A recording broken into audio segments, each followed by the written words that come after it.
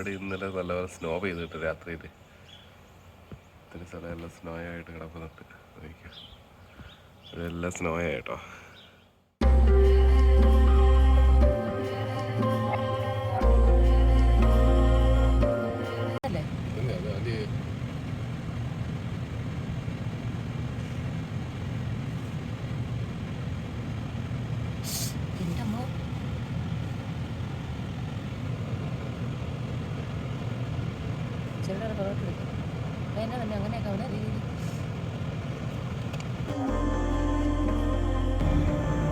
അപ്പോൾ ഗായ്സ്, ഇത് നമ്മുടെ ഒരു സ്നോ സ്റ്റോമിന് മുമ്പായിട്ടുള്ള കാഴ്ചയാണ് കേട്ടോ. അപ്പോൾ ഈ സ്നോ സ്റ്റോം ഇന്ന് തുടങ്ങുന്നതാണ് വെതർ അഡ്വൈസറിയിൽ പറയുന്നത്.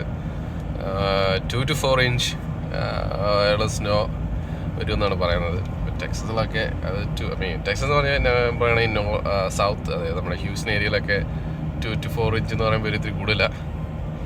കൂടുതലല്ല, ഒരു പാനിക് ഉണ്ടാക്കുന്ന സിറ്റുവേഷൻ. അപ്പം എല്ലായിടത്തും ആണെങ്കിലും ഇപ്പം ജോലി സ്ഥലത്തൊക്കെ ആണെങ്കിലും എൻ്റെ ജോലി സ്ഥലത്തൊക്കെ ആണെങ്കിലും അവർ ഓൾറെഡി ഉണ്ട് ഇത് വെതറി, സോൾട്ട് വെതറി നിൽക്കുകയാണ്. ഇവിടെ ഓൾറെഡി സോൾട്ടഡ്.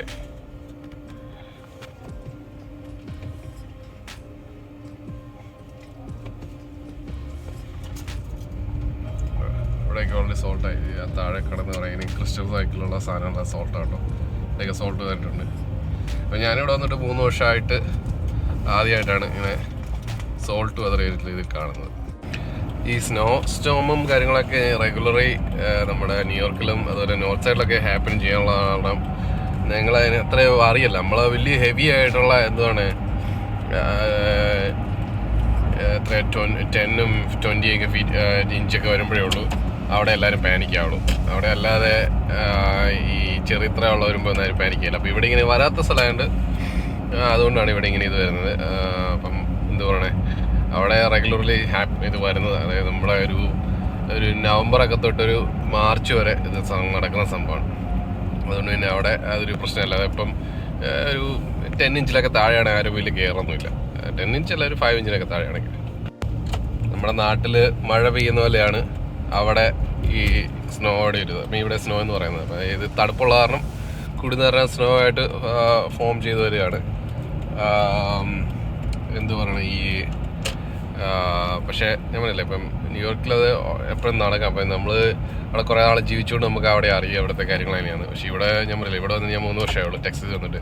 ടെക്സസിലിപ്പോൾ ഇങ്ങനെ കാണുമ്പോൾ അത് സൗത്ത് നമ്മുടെ ഹ്യൂസ്റ്റൺ ഏരിയയിലൊക്കെ ഇങ്ങനെ കാണുമ്പോൾ ഭയങ്കര എല്ലാവരും പേടിക്കും. അപ്പോൾ ഗായ്സ്, നിങ്ങൾക്ക് കാണാമല്ലോ, ഞാൻ നേരത്തെ പറഞ്ഞ പോലെ ഞങ്ങൾ ഇപ്പം ടെക്സസിൽ വന്നിട്ട് 3 വർഷമായി. ഈ 3 വർഷത്തിൽ ആദ്യമായിട്ട് ഇത്ര സ്നോ, ഞാൻ ഇതുവരെയായിട്ട് ഇത്ര സ്നോ ഇവിടെ മാറ്റിയിട്ടില്ല. ന്യൂയോർക്കിലൊക്കെ നമ്മളിത് യൂസ്ഡ് ആയിരുന്നു, പക്ഷേ ഇവിടെ ഇത് ആദ്യമായിട്ടാണ് ഇത്ര സ്നോ. നമ്മൾ ആക്ച്വലി ഹ്യൂസ്റ്റണിലും അല്ല ഡാളസിലും അല്ല, ഹ്യൂസ്റ്റണിൽ നിന്ന് 1 hour ഡാളസിലോട്ട് 2 hour, അവർ മിഡിലായിട്ട് വരും. അവിടെയാണ് നമ്മൾ കോൺട്രോന്നാണ് നമ്മൾ സപ്ലൈ ചെയ്യുന്നത്. അതെ സ്നോ ഇവിടെ.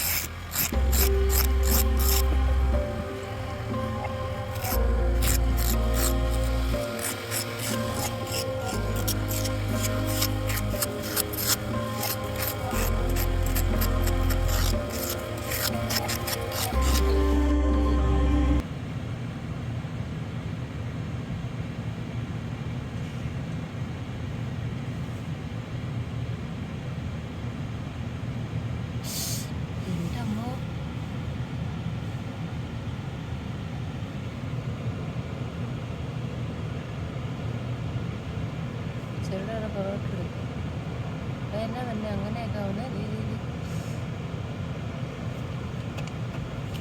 പോണോ നമുക്ക്? എനിക്ക് പോകാൻ പറ്റൂല, അവൻ്റെ വണ്ടിക്ക് അത് പറ്റിയതൊക്കെ വണ്ടിയുടെ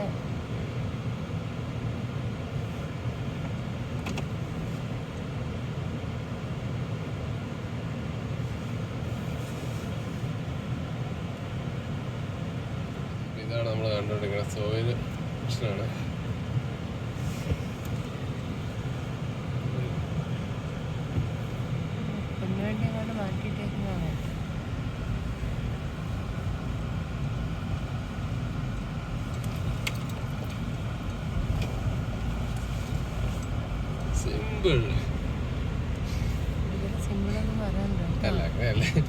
പതുക്കെ അതായത് ഒറ്റ ഒരു മൂവ്മെന്റ് തന്നെ. ഇവരൊന്നും ഇതിനായിട്ട് സ്ലോയിലൊന്നും ഓടിച്ചത് തന്നെ ഇവർക്ക് അറിയില്ല.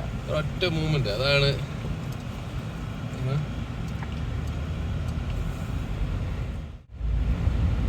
അപ്പൊ നമ്മുടെ ആദ്യത്തെ ഞാനിപ്പോ മൂന്നാമത്തെ തവണ പറയുന്നത് സ്നോ ആണ്. അപ്പൊ നമ്മള് ആക്ച്വലി എന്ത് പറയണേ, വൈഫ് വന്നിട്ട് ആദ്യമായിട്ടാണ് കാണുന്നത്.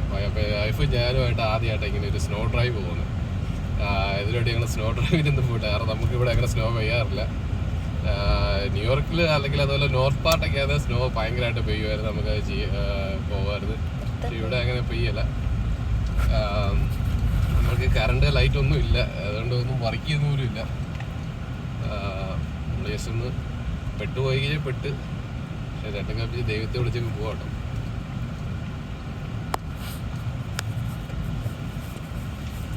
അപ്പം നമ്മുടെ ലൈറ്റ് ഇല്ല, നമ്മുടെ വീട്ടിലാണെങ്കിലും ലൈറ്റ് ഇല്ല, എങ്ങും ഇല്ല. ഇപ്പോൾ നിങ്ങൾ അങ്ങോട്ടൊക്കെ നോക്കി കഴിഞ്ഞാൽ ഇവിടെ മൊത്തം സ്നോ ആണ്. വണ്ടിയൊക്കെ പതുക്കെയാണ് പോകുന്നത്, പലയിടത്തും പതുക്കെ പോകാൻ പറ്റില്ല. കാരണം ഇവിടെ ന്യൂയോർക്കിലെ പോലെ ഒന്നും അങ്ങനെ പെട്ടെന്ന് വന്ന് സ്നോ മാറ്റിയില്ല അവർ.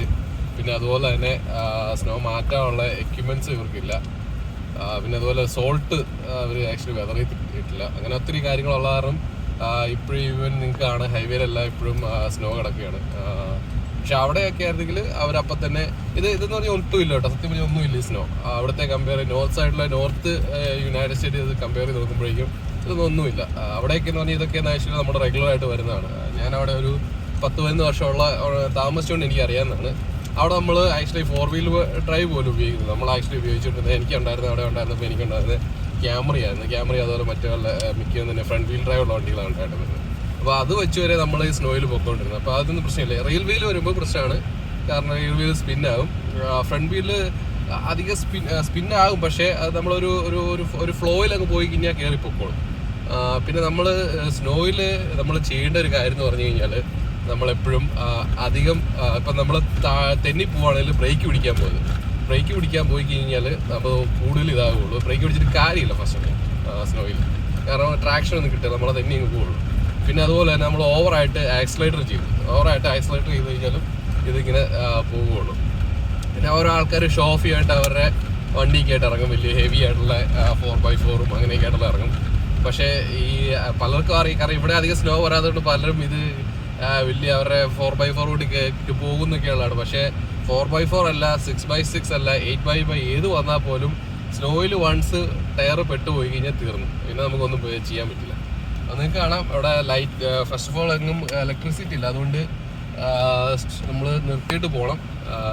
ഈ ഇപ്പോഴത്തെ സാഹചര്യത്തിൽ അത് നിർത്താതിരിക്കുകയാണ് നല്ലത്. നിന്ന് കഴിഞ്ഞാൽ ചിലപ്പോൾ സ്റ്റക്കായി പോകും. പക്ഷെ എന്തായാലും ഇത്ര ആദ്യമായിട്ടാണ് നമ്മൾ സ്നോ കാണുന്നത്. ഭയങ്കരമായിട്ട് പെയ്തു. ഇവിടെയൊക്കെ ലൈറ്റുള്ള ടെക്സസ്, നമ്മുടെ ഏരിയയിൽ, അതായത് കോൺട്രോ എന്നാണ് ഞങ്ങൾ താമസത്തിൻ്റെ പേര്. അപ്പോൾ ഈ കോൺട്രോയിൽ ഞാൻ നേരത്തെ പറഞ്ഞ പോലെ കോൺട്രോ ആക്ച്വലി ടെക്സസും ഹ്യൂസ്റ്റനുമായിട്ട് 1 മണിക്കൂർ, ഡാളസുമായിട്ട് 2 മണിക്കൂറിൻ്റെ വ്യത്യാസമുണ്ട്. അപ്പോൾ അതുകൊണ്ട് ഞങ്ങൾ വേണമെങ്കിൽ കുറച്ച് ഹ്യൂസ്റ്റൻ്റെ കുറച്ച് നോർത്ത് സൈഡ്, അതുകൊണ്ടാണ് ഞങ്ങൾക്ക് ഇത്ര സ്നോ കിട്ടിയത്. ഹ്യൂസ്റ്റനിലോട്ടൊന്നും അധികം സ്നോ പെയ്തിട്ടില്ലാണ് പറയുന്നത്. അപ്പോൾ ഇങ്ങോട്ടൊക്കെ കറണ്ട് ഉണ്ട്, നിങ്ങൾക്ക് കാണാം ഇവിടുത്തെ ലൈറ്റ് വർക്ക് ചെയ്യുന്നുണ്ട്, മറ്റേ നമ്മുടെ സ്റ്റോപ്പ് ലൈറ്റ്. പക്ഷേ ആ ഏരിയയിലൊന്നും, ഞങ്ങളുടെ ഏരിയയിലൊന്നും ഇതില്ലായിരുന്നു. അപ്പം ഈ ഇങ്ങനെയൊക്കെയുള്ള ഇതിൽ കിടക്കുമ്പോൾ ഭയങ്കര ഇതാവട്ടെ, കാരണം നമ്മൾ ഇവിടെ ഒരു ചെറിയ ഇറക്കമുള്ള കാരണം പുറകിൽ വരുന്ന വണ്ടികൾക്ക് ചിലപ്പോൾ ഇത് കിട്ടിയില്ലായിരിക്കും. എനിക്ക് ഒത്തിരി ഇത് വരും. പക്ഷെ നമ്മൾ രണ്ട് കൽപ്പിച്ചല്ല, ദൈവത്തെ വിളിച്ചൊക്കെ പോവാട്ടോ. എന്തായാലും സ്നോയിൽ ഡ്രൈവ് ചെയ്യുന്നത് റിസ്ക്കാണ്. അത് നിങ്ങൾക്ക് പോകണ്ടാത്ത ഇതാണെങ്കിൽ ആരും പോകരുത്. കാരണം നമുക്ക് ചിലപ്പോൾ നല്ലപോലെ ഡ്രൈവ് ചെയ്ത് പോകാമെന്ന് വെക്കാൻ പറ്റുമെങ്കിലും മറ്റുള്ള ഡ്രൈവേഴ്സ് ചിലപ്പോൾ അത്ര ആയിരിക്കില്ല. അവർക്ക് ചിലപ്പം ഇതൊക്കെ ആദ്യമായിട്ടായിരിക്കും. അപ്പം അവർ ചിലപ്പം നമുക്കിട്ട് വന്ന് വണ്ടി ഇടിക്കാനും അങ്ങനെ ഓരോരോ കാര്യത്തിനും ഇത് വരുമായിരിക്കും.